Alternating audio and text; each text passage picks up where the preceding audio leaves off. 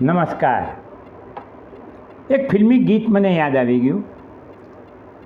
बिक गया जो वो खरीदार नहीं हो सकता, बिक गया जो वो खरीदार नहीं हो सकता. હવે આપણે એનો અર્થ સમજીએ કે માણસ વેચાઈ ગયેલો ક્યારે કહેવાય અને ખરીદાર કેમ નથી બની શકતો એ પણ જોઈએ. આ 3 જ મિનિટનો શોર્ટ વિડીયો છે, એટલે હું તમને ટૂંકાણમાં કહીશ. તમારે લાંબુ વાંચવું હોય વિસ્તારથી તો મારી યુટ્યુબ ચેનલ ભગવદ્ ગીતા જીવન મુક્તિનો માર્ગ, આ ચેનલ ઉપર તમે સાંભળી શકશો. તો માણસ જ્યારે થોડા નાના લાભો માટે અધર્મ, અસત્ય, અન્યાય અને અનીતિના માર્ગે ચાલવા માંડે ત્યારે એને વેચાઈ જવું પડે છે. એનું સ્થૂળ શરીર તો અને વેચાઈ જવાનો અર્થ શું થયો કે તમે તમારા અંતરાત્માને દબાવી દીધો. કારણ કે અંતરાત્મા હંમેશા સત્ય અને ન્યાયનો માર્ગ પકડે છે.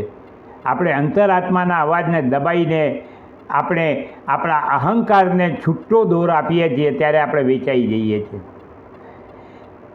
એનું સ્થૂળ શરીર તો જીવે છે એટલે આપણને દેખાશે ખરો, એ પોતે પણ માને છે કે હું જીવું છું, એ અંદરથી મરી ગયેલો છે, ખોખલો થઈ ચૂકેલો માણસ છે. અંગત સ્વાર્થ માટે કે લોભના કારણે કોઈને રાજી રાખવા પડે, અન્યાય કે અનીતિના અધર્મ આચરીને પણ એનું નામ વેચાઈ જવું. અને વેચાઈ ગયેલો માણસ કોને એ શું હોય છે? એ આખરે ગુલામ જ હોય છે. સ્થૂળ ઇન્દ્રિયોના ભોગો અને શરીરની સુખ સગવડો માટે મનુષ્ય જ્યારે પોતાના અંતરાત્માના અવાજને દબાવી દે છે ત્યારે એ મનુષ્ય કહેવડાવવાને લાયક નથી રહેતો. ભલે દેખાય છે મનુષ્ય તરીકે અને એ તો સ્થૂળ શરીર છે. એ પોતાનો આ જન્મ તો ખરાબ કરી જ રહ્યો છે એટલું નહીં, પણ એના આવતા જન્મોને પણ એ ખરાબ કરી રહ્યો છે. કારણ કે જેને અંતરાત્મા વેચી માર્યો એ હંમેશા પાપ જ કરતો રહેવાનો, અને પાપી મનુષ્યો માટે તો નરક છે જ.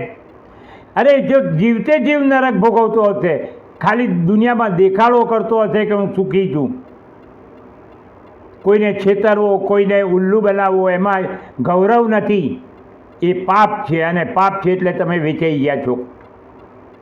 મારા ભાઈઓ બહેનો, આ વિડીયો વિસ્તારથી સાંભળવો હોય તો મેં ફરીથી તમને કહી દઉં કે તમે ભગવદ્ ગીતા જીવન મુક્તિ